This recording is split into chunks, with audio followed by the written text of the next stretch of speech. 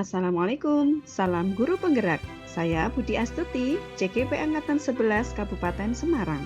Berikut adalah video koneksi antar materi modul 3.1 pengambilan keputusan berbasis nilai-nilai kebajikan sebagai pemimpin. Bob Talbert menyatakan, mengajarkan anak menghitung itu baik, namun mengajarkan mereka apa yang berharga atau utama adalah yang terbaik. Dari kutipan tersebut, apa kaitannya dengan proses pembelajaran yang sedang dipelajari saat ini? Menurut saya, kutipan ini menyampaikan pesan bahwa nilai-nilai jauh lebih penting daripada sekedar keterampilan teknis. Hal ini sejalan dengan konsep pengambilan keputusan berbasis nilai-nilai kebajikan yang menempatkan nilai-nilai sebagai landasan utama dalam setiap pilihan yang diambil. Mengajarkan nilai-nilai kepada anak sejak dini adalah proses pembentukan karakter. Seorang pemimpin yang memiliki karakter yang kuat, yang dibangun atas dasar nilai-nilai yang luhur, akan lebih mampu mengambil keputusan yang bijaksana dan bertanggung jawab. Ketika dihadapkan pada dilema atau pilihan sulit, seorang pemimpin yang berpegang pada nilai-nilai akan lebih mudah mengambil keputusan yang tidak hanya menguntungkan secara pribadi atau organisasi, tetapi juga berdampak positif bagi orang lain dan lingkungan. Pemimpin yang berbasis nilai-nilai akan menjadi panutan bagi orang lain. Mereka menginspirasi dan memotivasi orang-orang di sekitarnya untuk bertindak berdasarkan nilai-nilai yang sama. Kutipan Bob Talbert memberikan perspektif yang sangat berharga tentang pentingnya nilai-nilai dalam kehidupan, khususnya dalam konteks kepemimpinan.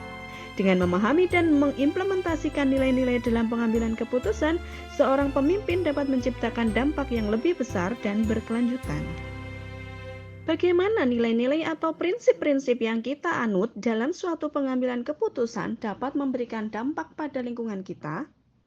Sebagai pendidik, nilai-nilai dan prinsip yang kita anut dalam pengambilan keputusan memiliki dampak yang sangat signifikan terhadap lingkungan kita. Nilai-nilai seperti kepedulian terhadap lingkungan, keberlanjutan, dan tanggung jawab sosial akan mendorong kita untuk membuat keputusan yang berpihak pada alam. Misalnya, kita bisa memutuskan untuk mengadopsi metode pembelajaran yang lebih ramah lingkungan, mendorong siswa untuk berpartisipasi dalam kegiatan pelestarian alam, atau mengintegrasikan isu-isu lingkungan dalam kurikulum. Dengan demikian, kita tidak hanya mentransfer pengetahuan kepada siswa, tetapi juga menanamkan nilai-nilai yang akan membentuk generasi mendatang menjadi warga negara yang peduli terhadap lingkungan. Bagaimana Anda sebagai seorang pemimpin pembelajaran dapat berkontribusi pada proses pembelajaran murid dalam pengambilan keputusan Anda? Menurut saya, seorang pendidik berperan dalam memaksimalkan potensi setiap murid. Pengambilan keputusan yang tepat akan sangat berdampak pada kualitas pembelajaran. Dengan menempatkan murid di pusat pembelajaran, seorang pendidik dapat merancang strategi pembelajaran yang relevan, menarik, dan menantang. Ini melibatkan pemilihan metode pembelajaran yang bervariasi, penggunaan teknologi yang tepat, serta penyesuaian materi pembelajaran dengan kebutuhan dan minat masing-masing murid. Selain itu, seorang pendidik juga perlu menciptakan lingkungan belajar yang kondusif, inklusif, dan mendorong rasa ingin tahu serta kreativitas murid. Kemampuan untuk berkolaborasi dengan berbagai pihak seperti rekan sejawat, orang tua, dan komunitas juga menjadi kunci keberhasilan seorang pemimpin pembelajaran. Dengan melibatkan semua pihak yang berkepentingan, seorang pendidik dapat memperoleh masukan yang berharga dan membangun sinergi yang kuat untuk mendukung proses pembelajaran murid. Selain itu, seorang pendidik juga perlu memiliki kemampuan untuk terus belajar dan mengembangkan diri, mengikuti perkembangan ilmu pengetahuan dan teknologi, serta menerapkan inovasi dalam pembelajaran. George Wilhelm Friedrich Hegel berpendapat, "Education is the art of making men ethical." Pendidikan adalah sebuah seni untuk membuat manusia menjadi berperilaku etis. Menurut Anda, apakah maksud dari kutipan ini jika dihubungkan dengan proses pembelajaran yang telah Anda alami di modul ini? Jelaskan pendapat Anda. Menurut saya, kutipan Hegel tersebut mengandung makna mendalam bahwa pendidikan bukan hanya sebatas transfer pengetahuan, tetapi juga merupakan sebuah proses seni dalam membentuk karakter dan perilaku moral seseorang. Dalam konteks pembelajaran, kutipan ini menyiratkan bahwa pendidikan berperan penting dalam menumbuhkan nilai-nilai etika, moral, dan kebijaksanaan pada individu sejak dini. Melalui berbagai metode pembelajaran seperti pengajaran nilai-nilai, studi kasus, dan pengalaman langsung, pendidikan berusaha membentuk manusia yang tidak hanya cerdas, tetapi juga berakhlak mulia dan mampu mengambil keputusan yang bijaksana dalam kehidupan. Berikut rangkuman kesimpulan pembelajaran atau koneksi antar materi. Bagaimana filosofi Ki Hajar Dewantara dengan Patrap Triloka memiliki kaitan dengan penerapan pengambilan keputusan sebagai seorang pemimpin? Proses pengambilan keputusan yang dilakukan seorang pemimpin harus dapat memberikan contoh atau teladan yang baik bagi yang dipimpinnya. Hasil keputusan harus mampu membangkitkan semangat untuk terus melakukan inovasi dalam melakukan pengambilan keputusan yang berpihak pada murid. Dan seorang pemimpin harus terus memberikan motivasi saat melakukan proses pengambilan keputusan agar diperoleh hasil sesuai dengan yang diharapkan. Lantas, bagaimana nilai-nilai yang tertanam dalam diri kita berpengaruh kepada prinsip-prinsip yang kita ambil dalam pengambilan suatu keputusan?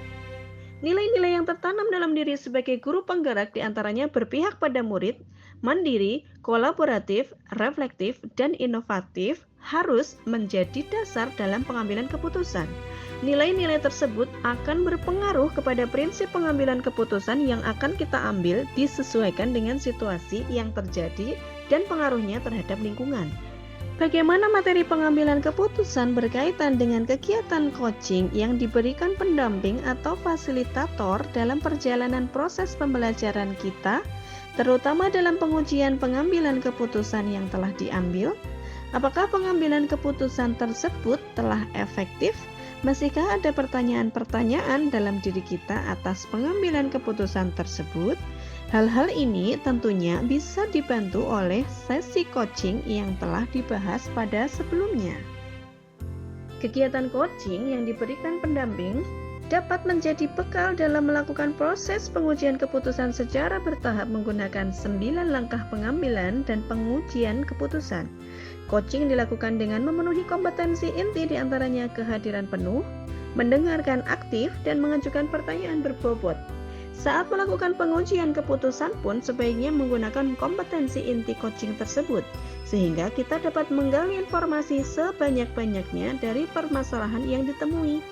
Pengambilan keputusan menggunakan 9 langkah pengujian akan efektif jika diimbangi dengan pendekatan coaching dan dilakukan dengan kolaboratif dengan berbagai pihak. Bagaimana kemampuan guru dalam mengelola dan menyadari aspek sosial emosionalnya akan berpengaruh terhadap pengambilan suatu keputusan, khususnya masalah dilema etika? Guru yang memiliki kemampuan dalam mengelola dan menyadari aspek sosial emosionalnya akan memiliki kesadaran diri untuk memahami perasaan, emosi, dan nilai diri sendiri, memiliki manajemen diri sehingga mampu mengelola emosi dan perilaku, memiliki kesadaran sosial sehingga mampu memahami sudut pandang dan dapat berempati dengan orang lain, memiliki keterampilan berelasi sehingga dapat berkomunikasi dengan lebih efektif dan dapat mengambil keputusan yang bertanggung jawab. Masalah yang terkait dilema etika akan diselesaikan dengan kepala dingin dan hati yang tenang, sehingga pengambilan keputusan dapat berjalan sesuai dengan langkah yang sistematis. Bagaimana pembahasan studi kasus yang fokus pada masalah moral atau etika kembali kepada nilai-nilai yang dianut seorang pendidik? Studi kasus yang berkaitan dengan moral atau etika harus didasari dengan nilai-nilai yang dianut seorang pendidik berupa nilai-nilai kebajikan yang bersifat universal, diantaranya keadilan, keselamatan, tanggung jawab, kejujuran, rasa syukur, lurus hati, dan lain-lain. Dilema etika harus dianalisis menggunakan paradigma, prinsip, dan 9 langkah pengujian dan pengambilan keputusan dengan didasari nilai-nilai kebajikan tersebut.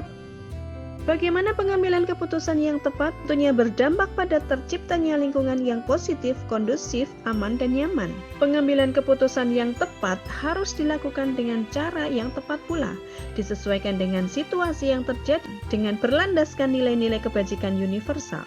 Saat keputusan yang diambil sudah tepat, maka akan tercipta lingkungan yang positif, kondusif, aman, dan nyaman.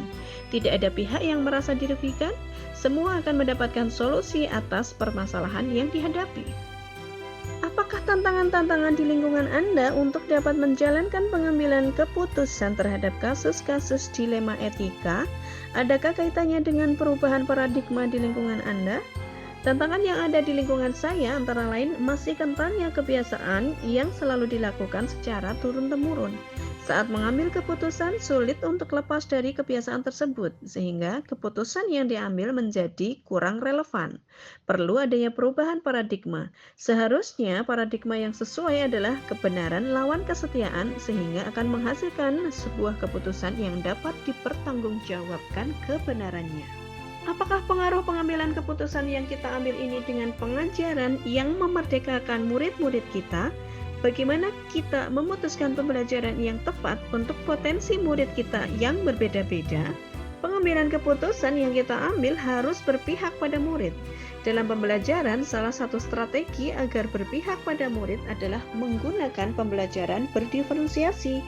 Pembelajaran berdiferensiasi dapat memenuhi kebutuhan belajar murid sesuai dengan kesiapan belajar, minat dan profil belajar murid, sehingga akan tercipta merdeka belajar sesuai dengan potensinya yang berbeda-beda.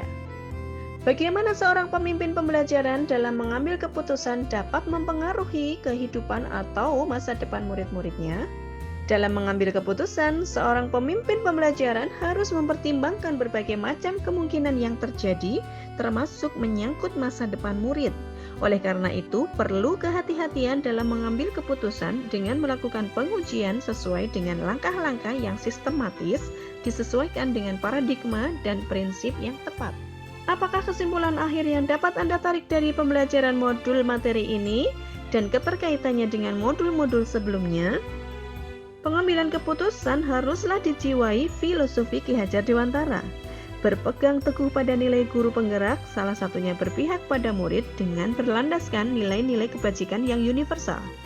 Keputusan yang diambil harus mempertimbangkan berbagai hal termasuk masa depan murid. Pengambilan keputusan berpengaruh pada pengajaran yang memerdekakan murid karena disesuaikan dengan potensinya masing-masing.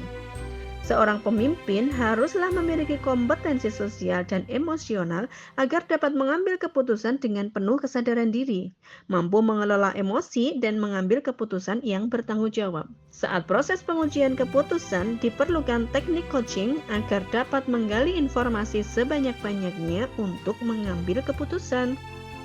Sejauh mana pemahaman Anda tentang konsep yang telah dipelajari di modul ini, yaitu dilema etika dan bujukan moral? 4 paradigma pengambilan keputusan, 3 prinsip pengambilan keputusan, dan 9 langkah pengambilan dan pengujian keputusan. Adakah hal-hal yang menurut Anda di luar dugaan? Perbedaan mendasar antara dilema etika dan bujukan moral dapat dilihat dari kedua pilihan kasusnya. Jika kedua pilihan sama-sama benar, maka termasuk dalam dilema etika. Namun jika salah satu benar dan yang lain salah, maka termasuk ke dalam bujukan moral. Terdapat 4 paradigma dilema etika antara lain individu lawan kelompok, rasa keadilan lawan rasa kasihan, kebenaran lawan kesetiaan, dan jangka pendek lawan jangka panjang. Terdapat 3 prinsip dalam pengambilan keputusan, yaitu berpikir berbasis hasil akhir, berpikir berbasis peraturan, dan berpikir berbasis rasa peduli. 9 langkah pengambilan keputusan diantaranya mengenali nilai yang bertentangan, menentukan siapa yang terlibat, mengumpulkan fakta yang relevan, pengujian benar atau salah, pengujian paradigma benar atau benar, melakukan prinsip resolusi, investigasi opsi trilema, buat keputusan, lihat lagi keputusan, dan refleksikan. Hal yang di luar dugaan adalah dalam melakukan pengambilan keputusan memiliki keterkaitan dengan modul lain yang telah dipelajari sebelumnya. Sebelum mempelajari modul ini, pernahkah Anda menerapkan pengambilan keputusan sebagai pemimpin dalam situasi moral dilema? Bila mana pernah, apa bedanya dengan apa yang Anda pelajari di modul ini? Ya, pernah. Namun sebelumnya saya tidak mengetahui adanya tahapan dalam pengujian dan pengambilan keputusan, sehingga keputusan langsung diambil tanpa mempertimbangkan hal-hal lain yang mungkin terjadi.